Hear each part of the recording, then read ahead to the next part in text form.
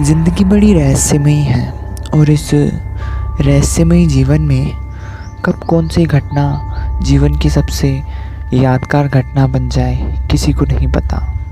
या कहूँ तो कब कौन सी घटना जीवन की सबसे खौफनाक घटना बन जाए। मेरे जीवन में भी एक ऐसी घटना घटी थी जिसे मैं आज भी याद करता हूँ तो मेरे रोंगटे खड़े हो जाते हैं। बात कुछ ज़्यादा पुरानी नहीं है, आज के करीब 3 साल पुरानी ये बात है। उस रात मेरे साथ क्या हुआ मुझे आज तक समझ नहीं आया, मगर मैं जब भी उस रात के बारे में सोचता हूँ तो मेरे जहन में सिर्फ एक सवाल आता है कि आखिर कौन था वो। उस दिन मेरे दोस्त का बर्थडे था, मैं उसके बर्थडे पार्टी में मशरूफ़ था। तभी माँ का कॉल आता है। माँ कहती है, बेटा हुआ नहीं क्या फ्री, काफ़ी देर हो गई, जल्दी घर आ जा, पापा गुस्सा हो रहे हैं। मैंने कहा हाँ माँ आप सो जाओ, मैं बस निकल रहा हूँ। और मैंने अपने दोस्तों से कहा कि यार काफ़ी देर हो गई है, माँ भी गुस्सा हो रही है, चलो अब मैं निकलता हूँ। दोस्तों ने कहा हाँ ठीक है तू जा, मगर आज अमावस्या की रात है, कहीं अंधेरे में तू डर तो नहीं जाएगा। मैं हंस पड़ा और मैंने कहा क्या तुम भी पागलों जैसी बातें कर रहे हो। और ये कहकर मैं वहाँ से निकल गया। रास्ते में मैं उनकी बातें सोचकर मुस्कुरा रहा था। रास्ता काफ़ी सुनसान था और साथ ही ठंडी सर्द हवाएं चल रही थी। तभी मैंने देखा कि एक आदमी जिसका एक हाथ कटे हुआ था वो मुझसे लिफ्ट मांग रहा था। उसने अपना चेहरा किसी सफ़ेद कपड़े से ढका हुआ था, साथ ही उसका एक हाथ कटे हुआ था। मैं उसे देखकर काफ़ी डर गया। उसने कहा क्या तुम मुझे थोड़ा आगे तक छोड़ दोगे। मैंने डरते हुए कहा कहाँ आगे। उसने कहा बस यहीं पर। मैं उसे देखकर पसीना पसीना हो गया। भला हूँ भी क्यों ना, वो इतना डरावना था। मगर मैंने कहा ठीक है बैठिए, छोड़ देता हूँ। और मैंने उसे अपनी गाड़ी पर बिठा लिया।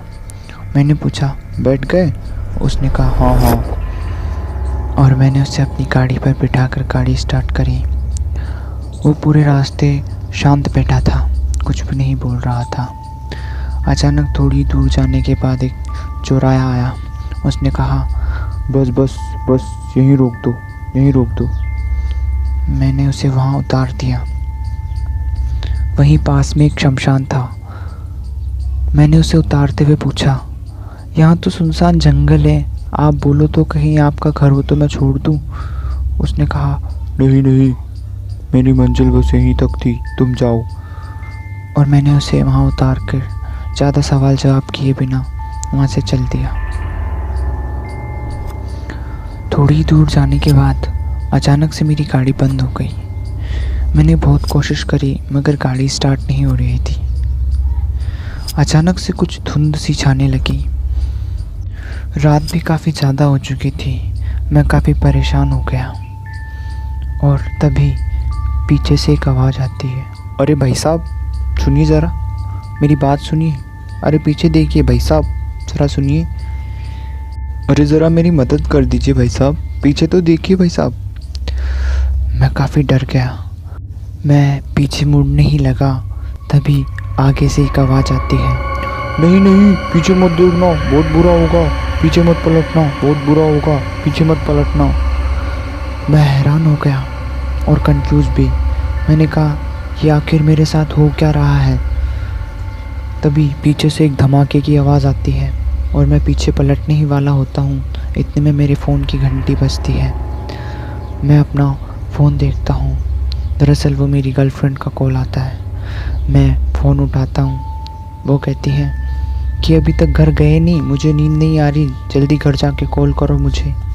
मैंने कहा हाँ मैं रास्ते में हूँ, तुझे घर जाके कॉल करता हूँ। और ये कहकर मैंने फ़ोन रख दिया। इतने में जो आवाज़ें आ रही थी अब वो आना बंद हो गई और मेरा उनसे ध्यान हट गया। इतने में बारिश शुरू हो जाती है। मौसम अचानक से ख़राब हो जाता है। बारिश काफ़ी तेज़ थी। मैंने कहा अब ये एक और नई मुसीबत। और मैं बाइक से उतरा और बारिश से बचने के लिए कोई जगह ढूंढने लगा। तभी मैंने देखा कि इतनी तेज़ बारिश में दो व्यक्ति आपस में लड़ रहे थे। मैंने मन में सोचा कि ये कौन पागल है जो इतनी तेज़ बारिश में भी लड़ रहे हैं। मैं उन्हें छुड़ाने के लिए उनके पास गया और मैं जैसे ही उनके पास पहुंचा तो वहाँ कोई भी नहीं था। मैं हैरान हो गया। मैंने कहा अभी तो वो दो आदमी यहाँ लड़ रहे थे और अभी यहाँ कोई भी नहीं है। मैंने कहा शायद ये मेरा वहम होगा। मेरा सर भी दुखने लगा था। मैं वापस जब मेरी बाइक के पास लौट कर आया तो मैंने देखा वही हाथ कटे हुआ आदमी मेरी बाइक के पास खड़ा था। मैं उसे देखकर काफ़ी चौंक गया और मैंने कहा तुम यहाँ क्या कर रहे हो? उसने मेरी बाइक स्टार्ट कर दी थी। मैंने उससे कहा ये आपने कैसे किया? मैं काफ़ी हैरान था। उसने मेरी बाइक स्टार्ट करते हुए कहा ये लो, अब तुम सुरक्षित घर जा सकते हो। मैंने कहा बारिश काफ़ी तेज़ हो रही है, आप कहो तो मैं कहीं छोड़ दूँ आपको? उसने कहा नहीं, तुम जाओ। मुझे कुछ समझ नहीं आ रहा था। मैं काफ़ी परेशान था। मेरे मन में बस यही सवाल आ रहा था कि आखिर ये क्या हो रहा है मेरे साथ। मगर मैं चुपचाप अपनी बाइक पर बैठ गया और घर को जाने लगा। तभी उसने कहा ठीक से जाना, आगे रास्ता थोड़ा ऊबड़ खाबड़ है। मैंने कहा अच्छा। साथ ही उसने कहा तुम काफ़ी बदल गए हो और बड़े भी हो गए हो। मैं हैरान हो गया। मैंने कहा क्या आप मुझे जानते हैं? वो हंसने लगा। उसने कहा क्या पता, शायद जानता हूँ। क्या पता शायद तुम भी मुझे जानते हो। और ये कहकर वहाँ से चला गया। मैंने भी कहा ठीक है, अपना ख्याल रखना, और वहाँ से निकल गया। मैं अपनी बाइक स्टार्ट करके घर को आ गया। मैं घर पहुँचा और सो गया। मैं गहरी नींद में सो रहा था मगर मुझे वही ख्यालात आ रहे थे। मैं जब सुबह उठा तो मैंने कहा माँ से कल रात बहुत तेज़ बारिश हो रही थी। माँ ने कहा पागल हो रहा है क्या, कल रात कोई बारिश नहीं हुई थी। मैं चौंक गया और उठ के मैंने न्यूज़पेपर देखा तो उसमें लिखा था कि कल रात जिस रोड से मैं आया उस रोड पर रात 10 बजे से 1 बजे तक 12 मौतें हुई। मैं काफ़ी हैरान था क्योंकि कल रात उसी रोड से मैं भी आया था मगर मैंने ऐसा कुछ नहीं देखा था। और साथ ही जब मैंने न्यूज़पेपर में कल रात हुई बारिश का समाचार देखा तो उसमें उसका कोई जिक्र नहीं था। जब मैंने कहीं से पता करा तो मुझे पता लगा कि कल रात कोई बारिश हुई नहीं थी। मैं उसी जगह पर गया और मैंने किसी एक बुज़ुर्ग से पूछा तो उसने बताया कि अमावस्या की रात उसी दिन करीब 5 साल पहले एक परिवार की कार दुर्घटना में वहाँ मौत हो गई। तभी से वहाँ हर अमावस्या की रात ऐसी दुर्घटनाएं होती रहती हैं। मगर एक आश्चर्य की बात ये थी कि जो भी वहाँ पर मौतें होती हैं उनका ना तो एक्सीडेंट होता है, ना ही उनके शरीर पर किसी के वार करने का ज़ख्म होता है, बस उनकी मृत्यु हो जाती है। ये तथ्य काफ़ी हैरान कर देने वाला था। मुझे शायद किसी ने उस दिन बचा लिया था, लेकिन आज भी जब मैं उस रात के बारे में सोचता हूँ तो मेरे जहन में सिर्फ यही सवाल आता है कि आखिर कौन था वो।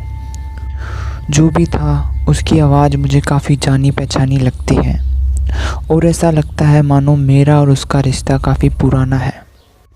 क्या आपके जीवन में कभी ऐसी घटना घटी है? प्लीज़ कमेंट बॉक्स में ज़रूर बताइएगा।